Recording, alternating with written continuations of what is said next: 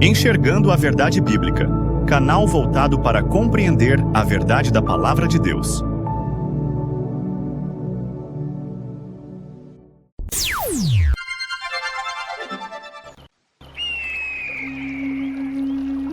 A fé vem pelo ouvir da Palavra de Deus. Olá, paz seja contigo. Vamos para mais uma meditação da Palavra de Deus. Hoje vamos estudar a parte 3. O assunto que estamos abordando é Jesus, quem Ele é, quem Ele não é. Vamos aprender mais sobre a presciência de Deus. Vejamos algumas passagens bíblicas. Deus é presciente. Como está escrito, por Pai de muitas nações te constituí, perante aquele no qual creu, a saber, Deus, o qual vivifica os mortos e chama as coisas que não são como se já fossem. Romanos capítulo 4, versículo 17. Porque os que dantes conheceu também os predestinou para serem conformes à imagem de seu Filho, a fim de que ele seja o primogênito entre muitos irmãos. Romanos capítulo 8, versículo 29. Deus nos deu a graça antes dos séculos, que nos salvou e chamou com uma santa vocação, não segundo as nossas obras, mas segundo o seu próprio propósito e graça que nos foi dada em Cristo Jesus antes dos tempos dos séculos, e que é manifesta agora pela aparição de nosso Salvador Jesus Cristo, o qual aboliu a morte e trouxe à luz a vida e a incorrupção pelo Evangelho. 2 Timóteo capítulo 1, versículo 9 e 10. Deus nos escolheu antes da fundação do mundo, como também nos elegeu nele antes da fundação do mundo, para que fôssemos santos e irrepreensíveis diante dele em amor. Efésios capítulo 1, versículo 4. Deus designou Cristo antes da fundação do mundo e o manifestou nos últimos tempos, o qual na verdade em outro tempo foi conhecido, ainda antes da fundação do mundo, mas manifestado nestes últimos tempos por amor de vós. 1 Pedro capítulo 1, versículo 20. E adoraram-na todos os que habitam sobre a terra, esses cujos nomes não estão escritos no livro da vida do Cordeiro, que foi morto desde a fundação do mundo. Apocalipse capítulo 13, versículo 8. Deus nos preparou um reino antes da fundação do mundo. Então dirá o rei aos que estiverem à sua direita: Vinde, benditos de meu Pai, possuí por herança o reino que vos está preparado desde a fundação do mundo. Mateus capítulo 25, versículo 34. Deus conhece os homens antes que eles venham existir. Antes que te formasse no ventre te conheci, e antes que saísses da madre te santifiquei, as nações te dei por profeta. Jeremias capítulo 1, versículo 5. Deus mostrou a glória e o espírito do Messias antes que ele existisse. Isaías disse isto quando viu a sua glória e falou dele. João capítulo 12, versículo 41. Da qual salvação inquiriram e trataram diligentemente os profetas que profetizaram da graça que vos foi dada, indagando que tempo ou que ocasião de tempo o Espírito de Cristo, que estava neles, indicava, anteriormente testificando os sofrimentos que a Cristo haviam de vir, e a glória que se lhes havia de seguir. 1 Pedro capítulo 1, versículo 10 e 11. As passagens bíblicas que fazem os trinitarianos e seus correspondentes pensarem que Jesus já existia antes da fundação do mundo significam, na verdade, que havia um plano na mente de Deus. É o caso da glória que tinha contigo, antes que o mundo existisse. João capítulo 17, versículo 5. Explicado acima. Deus havia pensado em tornar seu Filho unigênito um ser glorioso. As características dessa glória já estavam na mente de Deus, mas seriam manifestas somente na plenitude dos tempos, quando o Filho viesse a existir. O texto fala da glória do Messias, não do Messias propriamente dito. Quem estava com Deus era a glória, não Jesus. Jesus não disse, a glória que eu tinha quando estava contigo. Deus é presciente de todas as coisas. Ele conhecia a glória que estava destinada a seu filho, como também as dores. Os profetas e Jesus sabiam disso. O fato de Deus ser presciente não antecipa acontecimentos. Não há nada na Bíblia que possa indicar que Jesus é anterior a seu nascimento natural. Não devemos forçar o texto e confundir a leitura. Glória é doxa no grego e equivale a fama. Vejamos nas escrituras hebraicas a origem da palavra glória. Ela está ligada a muitas palavras, mas a que mais vezes tem sido traduzida por glória é dedubk, kavod, a qual basicamente tem o sentido de peso, o que dá peso. Vejamos 1 Samuel capítulo 4, versículo 18, onde o adjetivo apresentado é traduzido como pesado, dbk. De modo que a glória pode se referir àquilo que faz a pessoa ou a coisa parecer poderosa ou impressionante, tal como a riqueza material. Dbk. Salmos número 49, versículos 16 e 17. Posição ou reputação, idbk. Gênesis capítulo 45, versículo 6. Esta palavra, kavod, na Septuaginta, Lishdinit, elaborada a partir do ano 285 a.C., foi traduzida para o termo doxa. Neste tempo, doxa significava basicamente duas coisas: opinião e reputação. A primeira dessas ideias, opinião, desapareceu totalmente, tanto na Septuaginta como no Novo Testamento. No Novo Testamento, glória passou a significar apenas reputação. Doxa tinha sua própria significação no pensamento grego. Achada em Homero e Heródoto, esta palavra tem fora do grego da Bíblia um sentido básico que reflete sua ligação com dosevdokel, isto é, o que alguém pensa, sua opinião. Este conceito é apresentado em duas formas: a opinião que eu tenho e a opinião que os outros têm.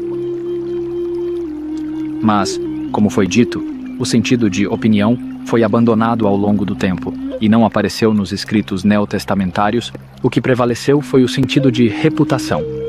Esta é a definição que vemos no Léxico do Novo Testamento grego, português, de F. Wilbur Gingrich e Frederick W. Dunker, que conceitua a palavra doxa como brilho, radiância, esplendor de reis, magnificência, fama, prestígio, louvor como uma exaltação da reputação. O léxico cita estas passagens bíblicas do seu uso neste sentido. Apareceram em glorioso esplendor e falavam sobre a partida de Jesus, que estava para se cumprir em Jerusalém. Lucas capítulo 9, versículo 31. Tendo ficado cego devido ao intenso resplendor daquela luz, cheguei a Damasco guiado pela mão dos meus companheiros de viagem. Atos capítulo 22, versículo 11. Também existem corpos celestes e corpos terrestres. Todavia, um é o esplendor dos corpos celestiais, e outro diferente é o brilho dos corpos terrestres. 1 Coríntios capítulo 15, versículo 40. Glória significando majestade atribuída a Deus e a seres celestiais. Diante disso, declarou Estevão: caros irmãos e pais, ouvi com atenção. O Deus da glória apareceu a Abraão, nosso pai, estando ele ainda na Mesopotâmia, antes de morar em Harã, e lhe ordenou.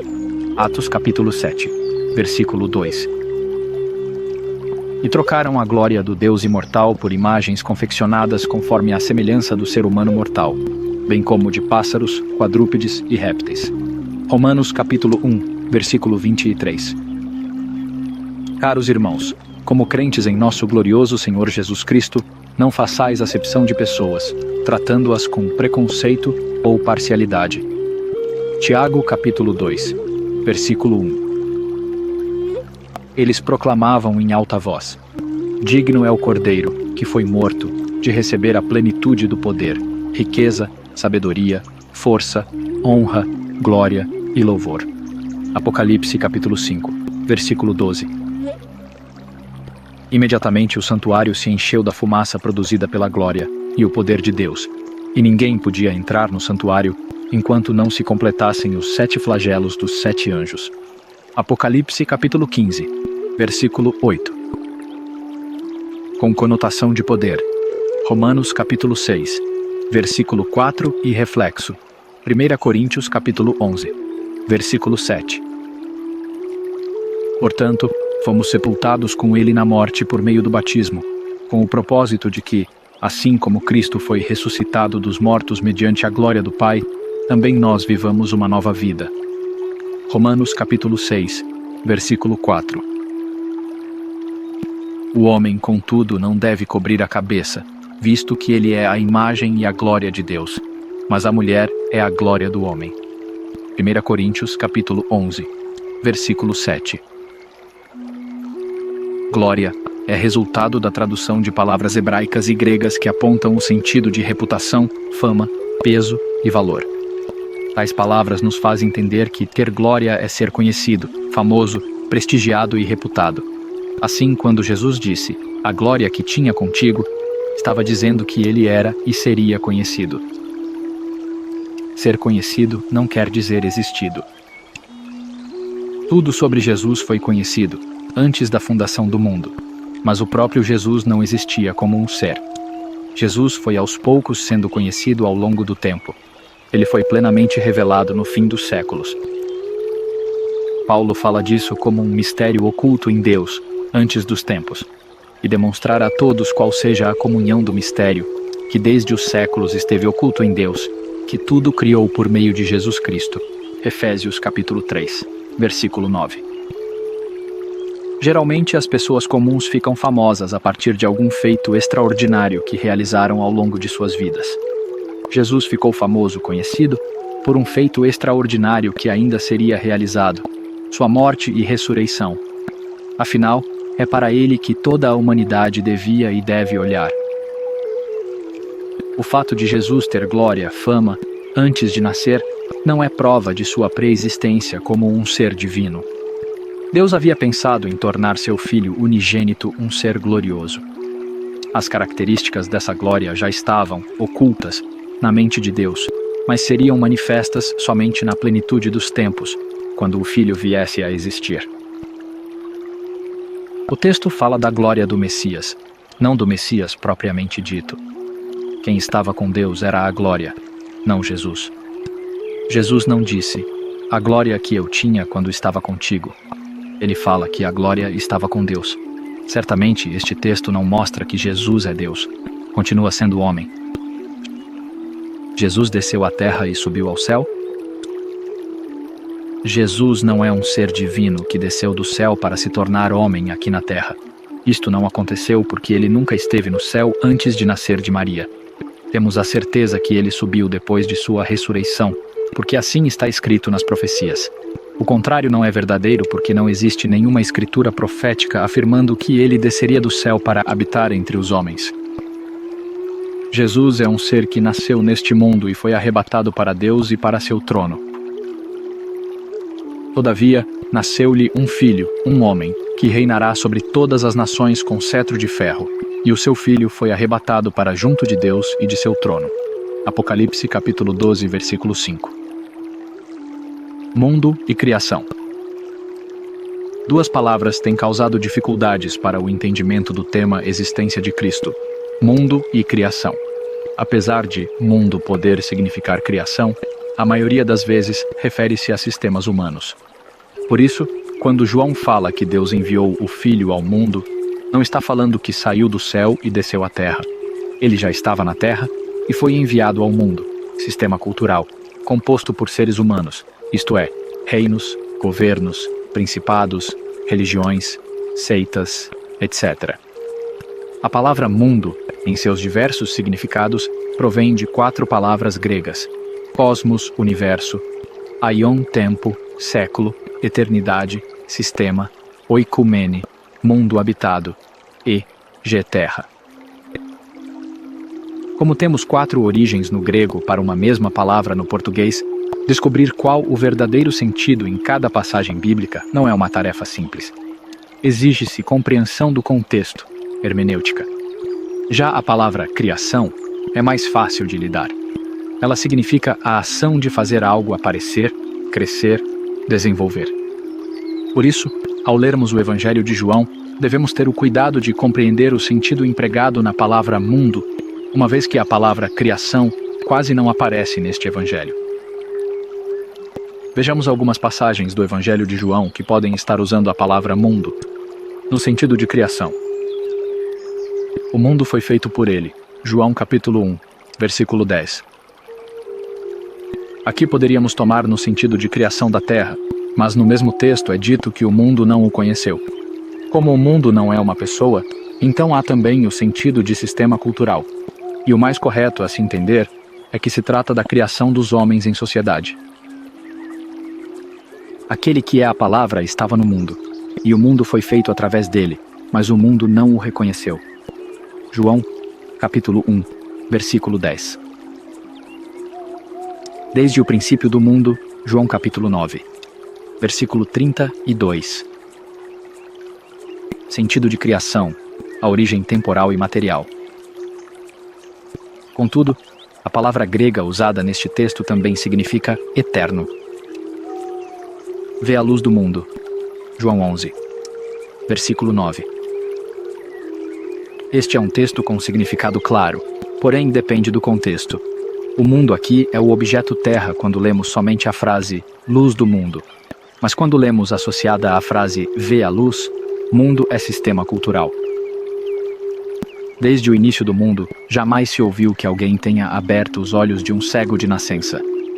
João capítulo 9, versículo 32. Jesus lhes respondeu: Não são 12 as horas do dia? Se alguém caminhar de dia, não tropeça, porque vê a luz deste mundo. João capítulo 11, versículo 9. Nem no mundo inteiro caberiam livros. João capítulo 21, versículo 25. Sentido claro de terrestre. Jesus realizou ainda muitas outras maravilhas. Se todas elas fossem escritas uma por uma, acredito eu que nem mesmo o mundo inteiro seria capaz de conter os livros que se escreveriam. João, capítulo 21, versículo 25. A palavra mundo, no sentido de sistema de cultura humana, é usado na imensa maioria das passagens em João. Podemos ver: Não sou deste mundo. João capítulo 8, versículo 23. Veio ao mundo. João capítulo 9, versículo 39. Pai enviou ao mundo. João capítulo 10, versículo 36. Filho de Deus que havia de vir ao mundo. João capítulo 11, versículo 27. O mundo inteiro vai após ele. João capítulo 12, versículo 19. Príncipe deste mundo. João capítulo 12, versículo 31. O mundo vos odeia. João capítulo 15, versículo 18. Venci o mundo. João capítulo 16, versículo 3. Não estou mais no mundo. João capítulo 17, versículo 11. Não são do mundo. João capítulo 17, versículo 16. Enviarei ao mundo. João capítulo 17, versículo 18. Meu reino não é deste mundo. João capítulo 18, versículo 36. Vamos analisar um caso bíblico. E eu já não estou mais no mundo, mas eles estão no mundo, e eu vou para ti. Estando eu com eles no mundo, mas agora vou para ti, e digo isto no mundo. E o mundo os odiou, porque não são do mundo, assim como eu não sou do mundo. Não peço que os tires do mundo, mas que os livres do mal. Não são do mundo, como eu do mundo não sou. Assim como tu me enviaste ao mundo, também eu os enviei ao mundo. João capítulo 17, versículos 11 a 18. Aqui se apresentaria uma aparente contradição de sentido se tomássemos a palavra mundo como sendo a criação. Primeiro, porque Jesus diz que não está no mundo, mas na sequência diz que está. Como assim? Depois, fala que os discípulos não são do mundo, como ele não é. Como assim? Os discípulos não são carne e osso como nós. Por fim, diz que vai enviá-los ao mundo. De novo, como assim? Eles não estavam no mundo. Como não podemos conviver com estas aparentes contradições? Óbvio que se trata do mundo como sistema cultural, social e político. Compreendendo que o Evangelho de João, na maioria das vezes, usa a palavra mundo no sentido de sistemas humanos e não somente no sentido da criação física, fica mais fácil entender que Jesus não foi enviado do céu à terra, mas que, estando na terra, foi enviado ao mundo, sistema humano, assim como foram os discípulos e também os profetas, inclusive João Batista. Jesus não desceu do céu, apenas subiu. Há um conjunto de passagens que parecem indicar que Jesus estava no céu e desceu ao mundo. Mas, como foi visto acima, o sentido da palavra mundo precisa ser levado em conta na hora da leitura. Quando isso é feito, entendemos que Jesus não veio do céu.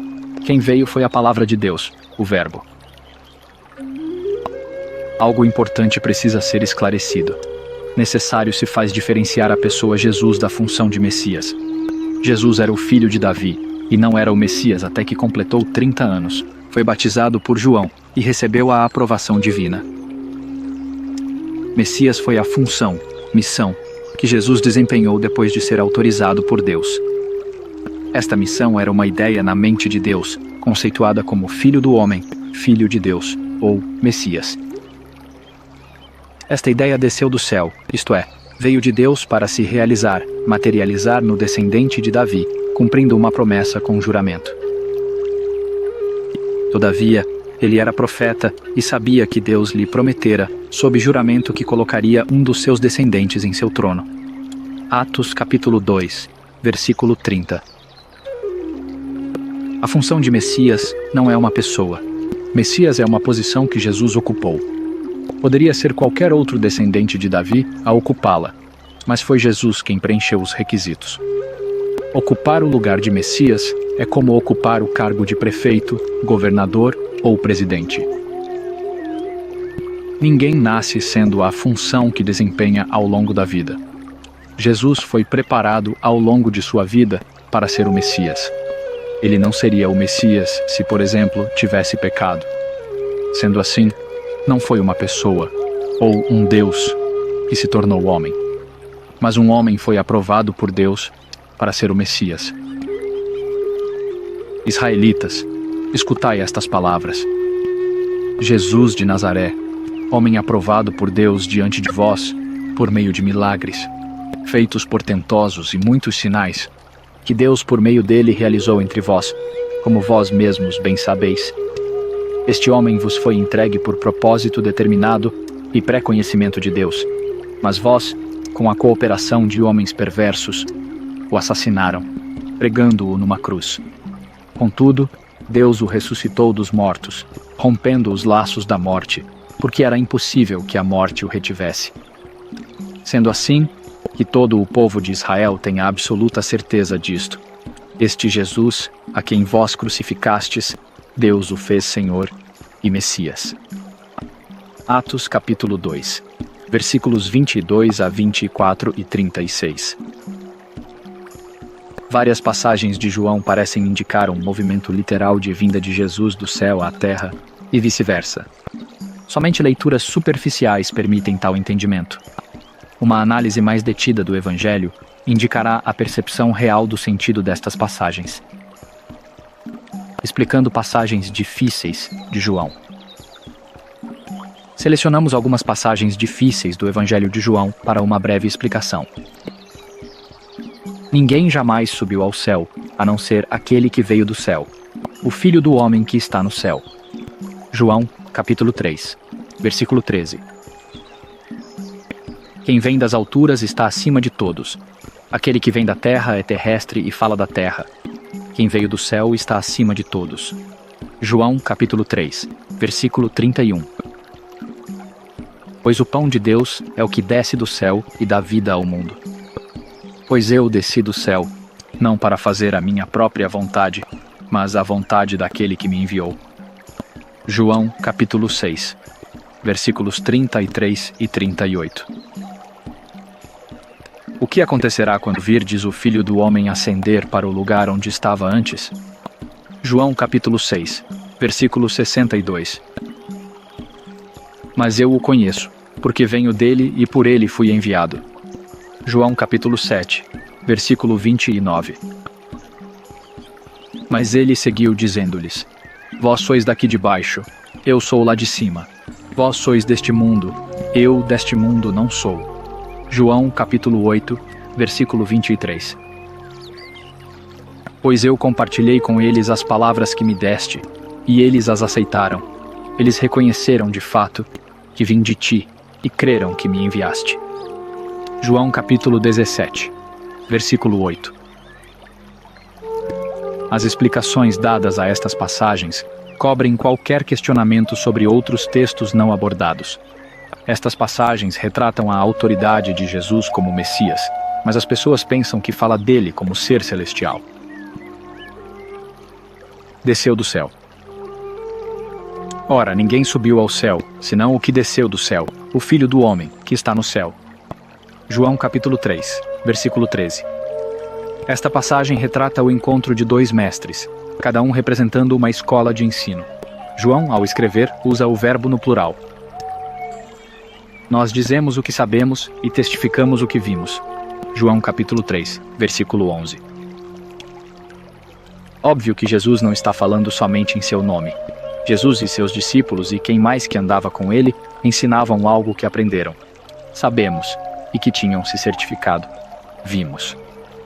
Esta doutrina superior, do alto, verso 3, o novo nascimento ainda não era do conhecimento de Nicodemos, verso 10. Mas era do conhecimento de Jesus. O mestre havia aprendido de Deus sobre o novo nascimento. Portanto, esta doutrina veio do céu, veio do alto. Ela veio através do ensino de João Batista e Jesus. Porém, Jesus não ascendeu fisicamente ao céu. O que ele fez foi acessar a mente do Pai através do conhecimento que obteve a cada dia de sua vida, lendo e examinando as Escrituras. Isaías capítulo 50, versículo 4, como faz qualquer outro mestre. O sentido da frase "ninguém subiu ao céu, senão o que desceu do céu" é encontrado no fato de que o Messias, sendo um plano na mente de Deus, materializado na pessoa de Jesus, agora aprendeu de Deus tudo o que devia ensinar. Lucas capítulo 2, versículo 46 e 47. Era mestre em Israel, assim como Nicodemos. Alguns exegetas se atropelam com o sentido da frase, que está no céu. Uma explicação é a de que João, ao escrever o Evangelho depois da ascensão de Jesus, quis afirmar que naquele momento Jesus estava no céu. Então, não seria uma fala de Jesus. Por outro lado, sendo uma fala de Jesus, melhor é seguir a ideia contextual acima apresentada. Isto é, Jesus declara a Nicodemos que ele está num nível superior de entendimento das coisas celestiais. Por isso, ninguém subiu ao céu, senão ele que já tinha sua origem na mente divina. Em outras palavras, Jesus foi preparado e capacitado para uma sabedoria relativamente superior aos demais homens, isto é, foi criado perfeito. Ao falarmos em origem divina ou celestial de Jesus, precisamos entender que ele foi originado no céu, em termos de concepção. Ele foi o único homem, depois de Adão, que a mente de Deus trabalhou em detalhes especiais até que viesse a existir. Os demais homens surgem a partir da lei biológica pré-estabelecida por Deus. Nós, homens naturais, somos resultado de uma escolha aleatória e casuística entre milhões de espermatozoides. Jesus não foi assim. A força de Deus atuou diretamente na geminação e geração dele. Ele não é uma produção aleatória e carnal. Ele é resultado de um cuidado divino. Deus atuou em cada pormenor para que sua existência fosse possível. Apesar dessa origem divina, Jesus é 100% humano. Foi um óvulo de Maria, trazendo o DNA de Davi e Abraão que gerou Jesus. Portanto, a origem divina de Jesus significa que a sua fonte foi o Pai, no sentido de planejá-lo, concebê-lo, educá-lo e aprová-lo. Assim, esclarecemos que Jesus é um mestre, não um Deus. Vem de cima, vem do céu. Aquele que vem de cima é sobre todos. Aquele que vem da terra é da terra e fala da terra. Aquele que vem do céu é sobre todos. João capítulo 3, versículo 31. A leitura imediata faz as pessoas pensarem que Jesus veio do céu. Mas vamos analisar. O contexto mostra que houve uma discussão entre os discípulos de João e os judeus sobre o ato do batismo, porque Jesus já estava batizando mais pessoas do que o próprio João. Verso 25. João procura equalizar a questão, explicando a razão do crescimento em número de pessoas que o procuravam Jesus. João respondeu e disse: "O homem não pode receber coisa alguma, se não lhe for dada do céu." João capítulo 3, versículo 27. João está falando que Jesus veio do céu ou que recebeu algo do céu? Que recebeu. E o que ele recebeu? A aprovação de Deus para ser o Messias, pois João diz: "Eu não sou o Cristo." Verso 28. João abnegava a ser o Messias, dando honra a quem era devido. De fato, Jesus reuniu todas as características do Messias. O poder de ser o Messias veio dos céus a ele. Jesus não era o Messias até que completou 30 anos. Foi batizado por João e começou a evangelizar. João sabia da aprovação vinda dos céus. Por isso disse: "Aquele que vem de cima." Isto é, em outras palavras, aquele que é autorizado por Deus. A autoridade não é um ser, mas um conceito, abstrato. Aquele que vem de cima não era um ser, mas um conceito definido na expressão Filho do Homem. O Filho do Homem era um plano, um mistério escondido em Deus desde a fundação do mundo. Efésios capítulo 3, versículo 9. Por isso é celestial. Por ser celestial, vem de cima e é sobre todos.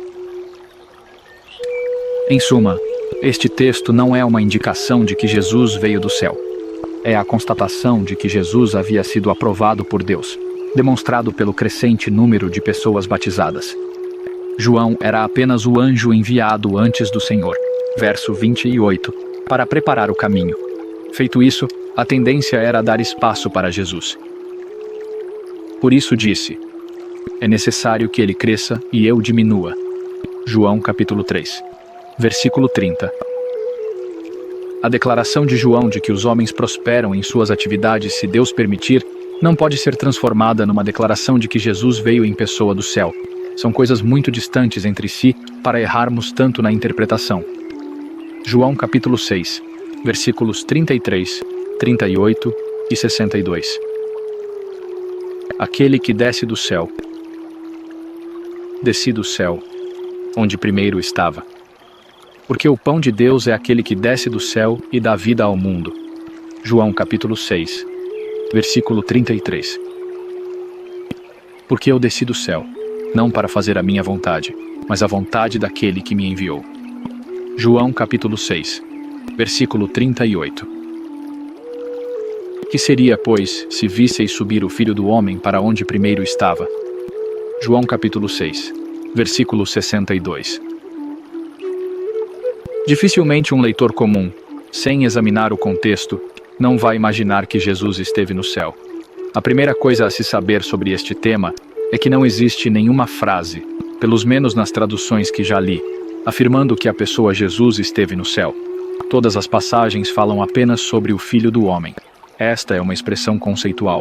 Isto é muito significativo, pois a expressão Filho do Homem refere-se à missão de Jesus como um todo, seu papel de Messias, e não particularmente e especificamente a ele, o homem natural.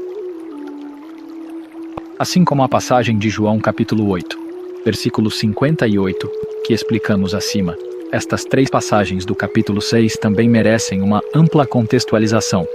Caso contrário, não encontraremos seu sentido. Mas não faremos isto agora por falta de espaço. Daremos uma rápida explicação. Seria muito fácil entender se as pessoas simplesmente aceitassem a figura de linguagem empregada no discurso de Jesus. Jesus, como bom pregador, sempre usou parábolas, figuras e os elementos que o cercavam para exemplificar os grandes princípios que ensinava. Geralmente usava elementos da natureza, como os lírios do campo, as sementes à beira do caminho, as folhas e os frutos das árvores, etc. mas também usava dos acontecimentos como a queda da Torre de Siloé, destruição de Sodoma e Gomorra, entre outros. Aqui em João capítulo 6, ele se utilizou do fenômeno da multiplicação dos pães para ilustrar seu discurso. Seria então o caso de entender que Jesus não era uma medida de trigo misturado com fermento, ou seja, Jesus não é um pão literalmente falando, e não era uma estrada porque disse, eu sou o caminho. Não era um rio porque disse ser a água da vida. O que se passa aqui em João capítulo 6 é o emprego de uma linguagem figurada, uma ilustração. Usa-se algo material para elucidar algo espiritual. E se não traduzirmos corretamente a figura para o real, a nossa compreensão do texto é comprometida. O pão do céu, em João capítulo 6, é a palavra de Deus. Não é Jesus especificamente.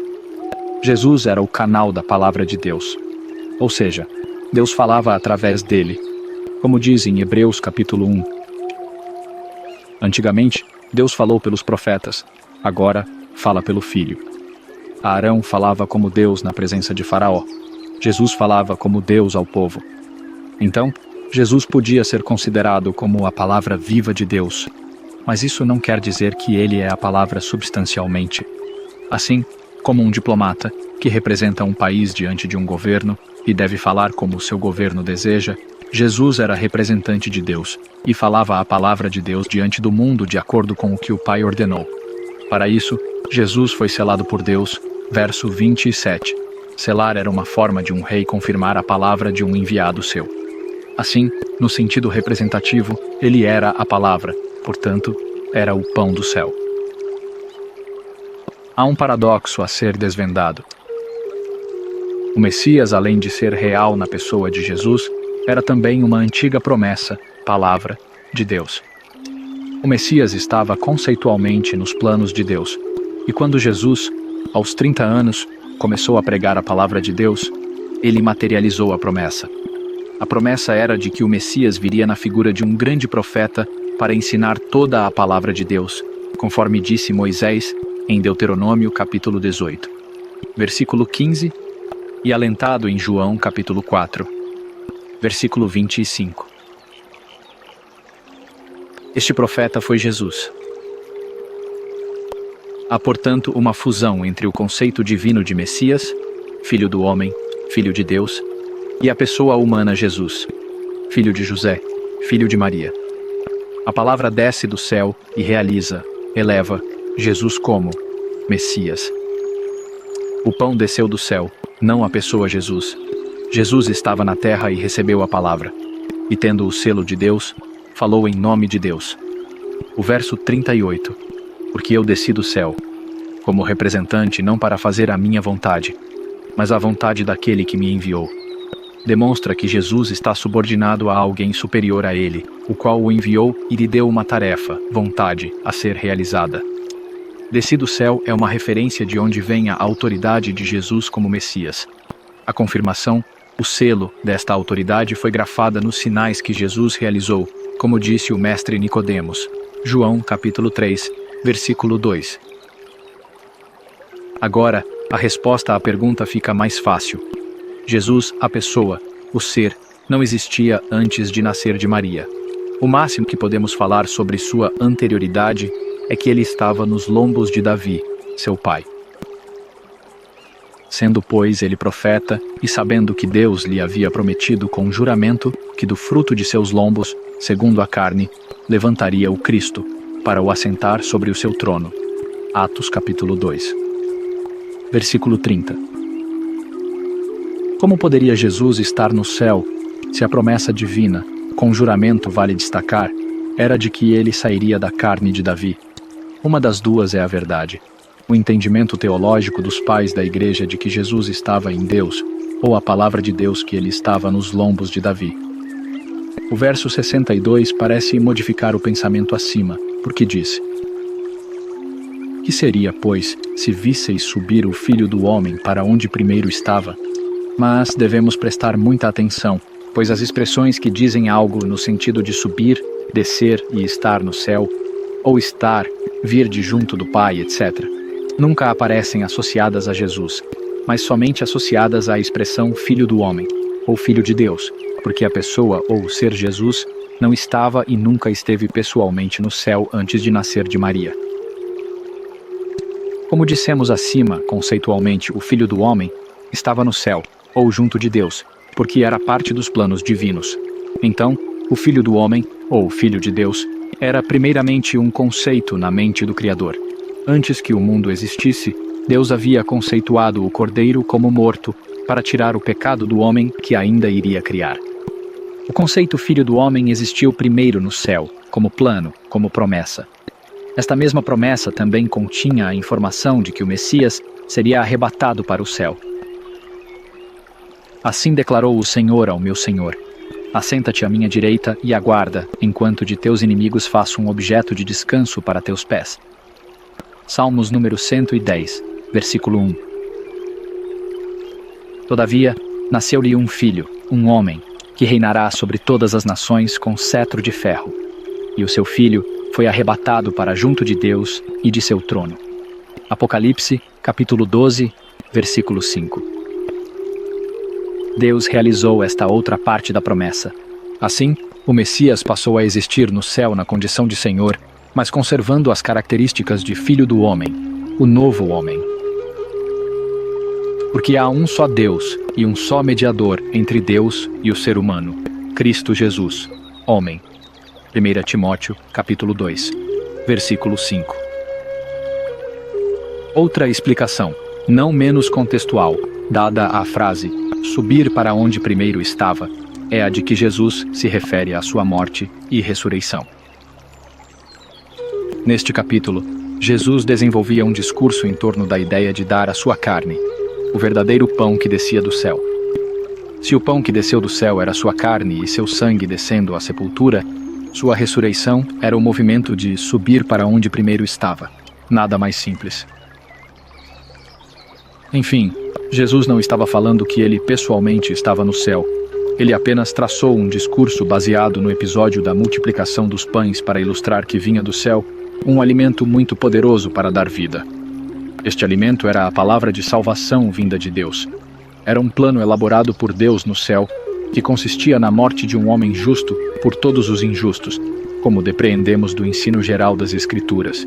Quem acreditasse, isto é, aceitasse, entendesse ou comesse que ele morreria para dar vida, receberia a vida em si mesmo, porque suas palavras eram espírito e vida.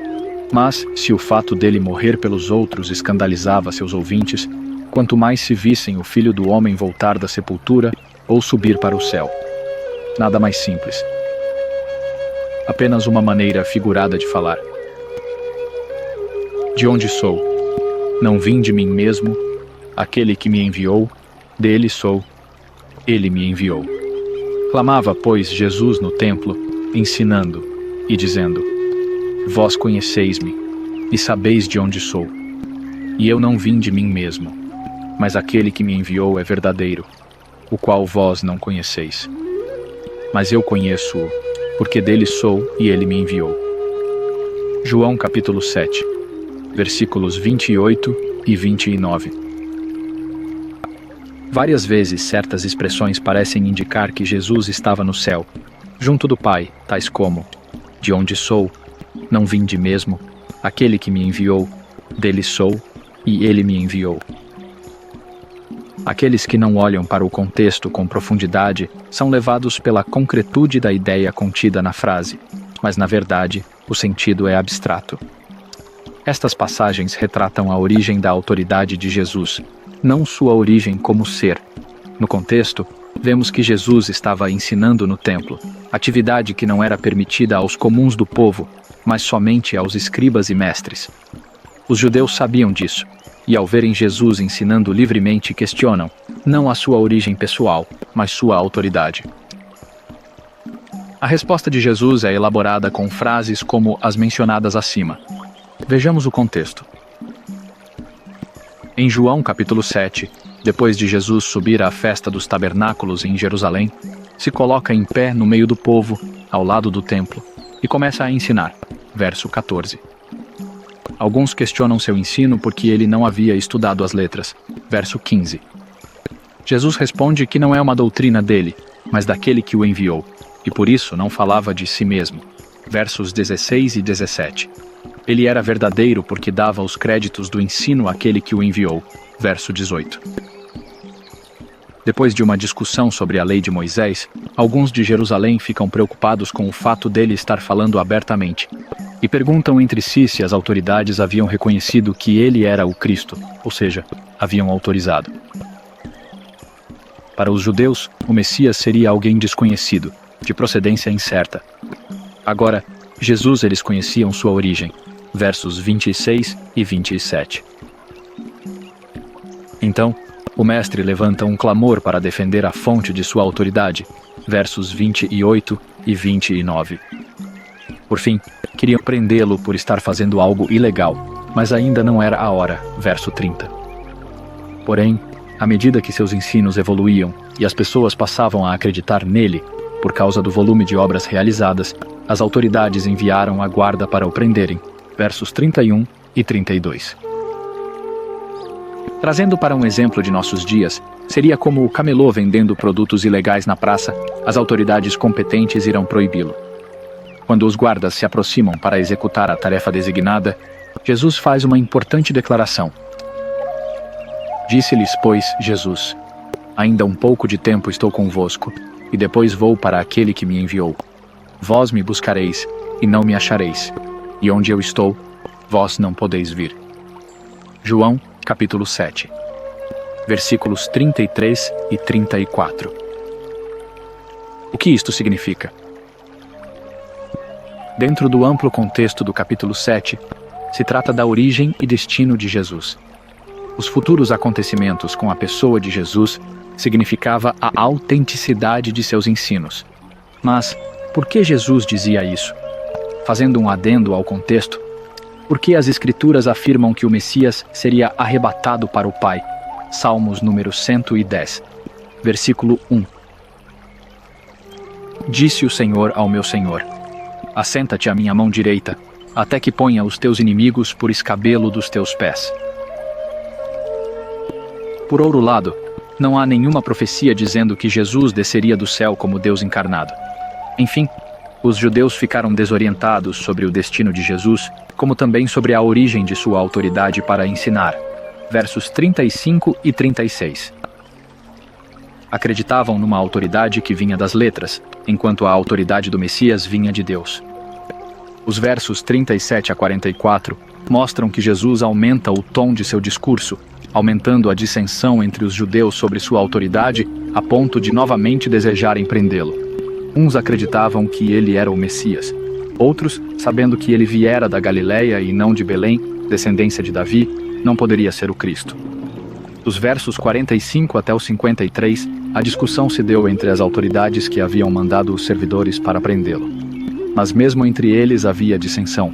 Os servidores não obedeceram à ordem e um deles, Nicodemos, se posicionou a favor de Jesus, apelando para a lei. A parte mais indignada disse que da Galileia não poderia vir o Messias. E cada um volta para sua casa, terminando a reunião sem o sucesso em prendê-lo. O que este contexto nos revela? Que a questão aqui não é concreta, isto é, sobre a origem pessoal de Jesus, mas é uma questão abstrata, sobre a sua autoridade para ensinar o povo. De onde originou sua autoridade? Claro que não era das letras, muito menos da Galileia, mas de Deus. Foi Deus quem ensinou Jesus, desde sua meninice, até que fase adulta, se tornou o Messias aprovado por obras. Portanto, João capítulo 7, versículos 28 e 29, que contém as expressões que numa primeira leitura parecem dizer que Jesus estava no céu. Na verdade, querem dizer que sua autoridade vem do céu, não sua pessoa física. E dizia-lhes: vós sois de baixo, eu sou de cima. Vós sois deste mundo, eu não sou deste mundo. João capítulo 8, versículo 23. Outra passagem que merece um esclarecimento. Como anteriormente demos uma explicação contextual do capítulo 8, aqui só vamos fazer uma breve declaração do sentido desta passagem. O capítulo 8 é uma continuação do capítulo 7. Apenas é um fato que aconteceu no dia seguinte, e está debaixo do mesmo contexto. Vejam que a possibilidade de prisão dele estava pendente. Estas palavras disse Jesus no lugar do tesouro, ensinando no templo, e ninguém o prendeu, porque ainda não era chegada a sua hora. João capítulo 8. Versículo 20. Assim como no capítulo 7, a questão da autoridade de ensinar está em pauta. Jesus reafirma sua autoridade de uma forma ainda mais incisiva, contrapondo com os judeus. Vós sois de baixo, eu sou de cima. Vós sois deste mundo, eu não sou deste mundo. Verso 23. Contudo, ninguém o prendeu. Não se trata da sua origem como ser, pois os judeus sabiam que ele veio da Galileia, mas a origem da autoridade para ensinar o povo. A razão era simples. Jesus, diferentemente dos judeus, não tinha pecado. Disse-lhes, pois, Jesus outra vez: Eu retiro-me, e buscar-me-eis, e morrereis no vosso pecado. Para onde eu vou, não podeis vós vir. João capítulo 8, versículo 21. Quem tinha pecado era do mundo. Quem não tinha era de Deus. Quem tem pecado não pode ir para Deus. Quem não tem pode ir. A origem da autoridade de Jesus era em Deus, porque ele não tinha pecado. Depois de muitas incógnitas na mente dos judeus pecadores, eles querem saber quem é Jesus, não de onde ele veio. Disseram-lhe, pois, quem és tu? Jesus lhes disse: Isso mesmo que já desde o princípio vos disse. João capítulo 8, versículo 25. Jesus sempre disse que era o Messias. É interessante isso. Os judeus nunca estão preocupados com a origem pessoal de Jesus, mas quem é ele? Queriam saber se Jesus tinha a autoridade necessária para ensinar. Autoridade essa que seria acreditada somente ao Messias. Os judeus esperavam o reconhecimento do Messias através das autoridades judaicas. Mas não era assim. O Messias seria glorificado por Deus.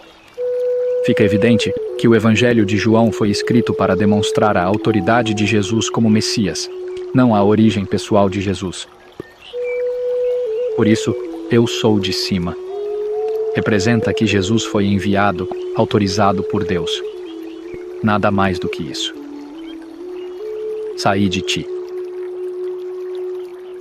Porque lhes dei as palavras que tu me deste, e eles as receberam, e têm verdadeiramente conhecido que saí de ti, e creram que me enviaste. João capítulo 17, versículo 8. Esta é mais uma passagem usada fora de contexto. Não vamos nos delongar com ela porque o processo de entendimento é o mesmo do aplicado no entendimento de João capítulo 7 e capítulo 8, explicados anteriormente, isto é, esclarecer seu sentido no contexto. Assim, como em João capítulo 7, ou em qualquer outra parte do Evangelho de João, se trata da autoridade de Jesus para ser o Messias, aqui Jesus ora por aqueles que reconheceram esta autoridade. Jesus começa esta oração com a seguinte declaração: Assim como lhe deste poder sobre toda a carne. João capítulo 17, versículo 2. Só esta declaração inicial orienta o texto de João 17 para a questão da autoridade, poder. Autoridade esta que seria agora reconhecida através da glorificação que o Pai iria conceder. Neste texto aparecem 4 vezes a palavra nome. O nome é representação de autoridade. Então, quando Jesus diz, manifestei o teu nome, é mesmo que dizer, demonstrei seu poder. Agora, chegava a hora do Pai demonstrar a autoridade do Filho. Esta demonstração da autoridade já estava planejada por Deus, antes da fundação do mundo. João capítulo 17. Versículo 5. Quando o Pai glorificasse Jesus, isto é, desse maior peso, valor, fama e conhecimento do seu nome, as pessoas iriam ter maior certeza de que ele era o Messias, que sua autoridade havia se originado em Deus. Jesus explica neste verso como foi o processo de reconhecimento de sua autoridade messiânica. Primeiro, dei as palavras que tu me deste. Jesus ensinou o povo conforme Deus lhe havia ensinado. Segundo, eles a receberam. As pessoas receberam o ensino. Terceiro, saí de ti. Elas reconheceram que o Messias, isto é, seu ensino, vinha de Deus. Quarto, creram que me enviaste. Creram que Jesus era o Messias. Este processo, sintetizado nas palavras de Jesus, nada mais é do que tudo o que aconteceu no capítulo 7 de João. Jesus segue expondo que a sua glorificação, reconhecimento, se dará através daqueles que nele creram, verso 10. Ou seja, através da batalha que seus seguidores irão travar contra o mundo. Esta maravilhosa oração de Jesus é um pedido de proteção do Pai a favor deles. Jesus diz que se santificou por eles, verso 19, para lhes trazer mais força na guerra contra o mundo. Assim, crer em Jesus é reconhecer sua autoridade, glorificando seu nome, aceitando ser enviado ao mundo, como Jesus foi enviado pelo Pai, verso 18. Pois, alguém só pode enviar outros em missão se estiver outorgado de autoridade para assim proceder. Ainda, os versos 21, 23 e 25 repetem a expressão "tu me enviaste", ampliando o sentido de que o assunto é o reconhecimento da fonte de poder que autorizou ou enviou Jesus a pregar. Seus discípulos, ao aceitarem a missão de pregar o Evangelho, reconhecem em Jesus autoridade divina. A atitude deles ao avançar com a mensagem de Jesus glorificou seu nome e, consequentemente, o nome de Deus. Portanto, saí de ti, em João capítulo 17. Versículo 8. Não se trata de Jesus ter saído de Deus em forma física ou essência, como dizem os teólogos trinitarianos. Se trata, sim, da condição de autoridade que Jesus se encontrava para enviar seus discípulos em missão contra o mundo. A autoridade de Jesus veio de Deus. Portanto, ele podia enviar aqueles que creram na sua palavra. Jesus é o homem que fez descer. Ensinou a palavra do céu. Os 3 evangelhos sinóticos contam a história do homem Jesus, que nasceu, cresceu, aprendeu, cumpriu sua missão e morreu. Tudo conforme as Escrituras. O Evangelho de João é por natureza diferente. Ele não narra a história linear da vida de Jesus. É um livro estrutural, ou seja, posiciona a narrativa de acordo com uma relevância. João se preocupa em provar que Jesus é o Messias prometido e aprovado por Deus, que deveria ensinar todas as coisas. João capítulo 4. Versículo 25. Prestem atenção na palavra aprovado, porque em muitas passagens Jesus apenas está dizendo que sua aprovação vem do céu, assim como ele perguntou se o batismo de João era do céu ou da terra. Sabemos que o batismo de João era do céu por aprovação divina. Com tal objetivo, a narrativa joanina aborda 3 aspectos importantes. 1. A palavra de Deus. 2. O ensino. 3. A crença. Vamos entender. João procura mostrar que a palavra de Deus que estava no céu com Deus e era parte integrante de Deus veio à terra através do ensino de Jesus. Ele faz isso através de uma série de histórias cuidadosamente selecionadas. Estas histórias estão estruturadas de tal forma que sempre vemos nelas alguns destes 3 aspectos acima mencionados: a palavra, o ensino e a crença. Na história de Nicodemos, temos que ele cria que Jesus era o Filho de Deus e ouviu a mensagem do alto. Os 3 aspectos aí se apresentam: a palavra do céu, do alto, o ensino de Jesus e a crença de Nicodemos. A mulher samaritana sabia que o Messias iria ensinar todas as coisas e creu em Jesus. No caso da mulher adúltera, Jesus testemunhou que ele era o Messias que tinha a autoridade de Deus para ensinar, e muita gente creu nele. Se examinamos todas as histórias de João, veremos esta estrutura sempre presente. A palavra do céu sendo ensinada por Jesus e os homens crendo. Por isso, que João diz na introdução de seu evangelho que o Verbo se fez carne e palavra tessaié de doutrina de Deus que estava no céu, chegou aos homens através do ensino de Jesus. A história real que o Evangelho de João conta é que Jesus foi o Messias que pregou a palavra de Deus e as pessoas creram. Dizendo ele estas coisas, muitos creram nele. João capítulo 8, versículo 30. E muitos mais creram nele por causa da sua palavra. João capítulo 4, versículo 41. Porque lhes dei as palavras que tu me deste e creram que me enviaste. João capítulo 17, versículo 8. Jesus aprendeu a doutrina de Deus. Toda a palavra que Jesus pregou veio do céu, de Deus. Mas como já dissemos anteriormente, Jesus precisou aprender tudo. As profecias afirmam que o Messias iria aprender. O Senhor Deus me deu uma língua erudita, para que eu saiba dizer a seu tempo uma boa palavra ao que está cansado. Ele desperta-me todas as manhãs. Desperta-me o ouvido para que ouça, como aqueles que aprendem. O Senhor Deus me abriu os ouvidos, e eu não fui rebelde, não me retirei para trás. Isaías capítulo 50, versículos 4 e 5. Manteiga e mel comerá, quando ele souber rejeitar o mal e escolher o bem. Isaías capítulo 7, versículo 15. O mesmo Jesus disse que aprendeu de Deus nossos grifos. Disse-lhes, pois, Jesus: quando levantardes o Filho do Homem, então conhecereis que eu sou, e que nada faço por mim mesmo, mas isto falo como meu Pai me ensinou. João capítulo 8, versículo 58. Muito tenho que dizer e julgar de vós, mas aquele que me enviou é verdadeiro, e o que dele tenho ouvido, isso falo ao mundo. João capítulo 8, versículo 26. Se alguém quiser fazer a vontade dele, pela mesma doutrina, conhecerá se ela é de Deus, ou se eu falo de mim mesmo.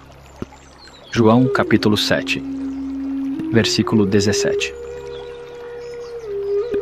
Jesus cresceu em conhecimento. E crescia Jesus em sabedoria e em estatura e em graça para com Deus e os homens. Lucas capítulo 2, versículo 52. Jesus adquiriu do céu seu conhecimento. O que ele ensinou veio de lá. Jesus não era um ser no céu. A palavra era do céu. O texto de João capítulo 1, versículos 1 a 3. Fala sobre o verbo, a palavra. Este verbo é a palavra de salvação que Jesus ensinou. Nada mais do que isso. O texto continua dizendo a mesma coisa de sempre, que a palavra de Deus veio, foi pregada aos homens, mas os homens não aceitaram. O texto não diz que Deus encarnou. Foi o erro teológico-filosófico dos chamados pais da igreja que transformou o sentido deste texto, dando a ideia de que o verbo é Jesus. O Messias não é uma concepção humana, é celestial. Foi elaborada por Deus e transmitida aos profetas. Quando Jesus ensinava sobre o Messias, que por acaso era ele mesmo, dizia com verdade que veio do céu, mas referia-se à sua missão, não à sua pessoa. Jesus conhecia todas as profecias sobre o Messias e usou este conhecimento para orientar suas ações e ensinar o povo. Por ser um plano da parte de Deus, ele usava expressões como desceu do céu, veio de cima, estava junto do Pai, saí de ti, etc. Mas estas dizem respeito à missão, à ideia, o conceito, o plano, o pensamento, a promessa de Deus que estava em sua mente, palavra de fazer surgir o Messias na terra. Não se tratava de Jesus ter descido do céu em pessoa. Deus já fez muitas outras promessas que ainda vão se cumprir. A principal é a promessa do reino. Esta promessa ainda faz parte dos seus planos e se encontra com ele e nele, em sua mente, desde antes da fundação do mundo.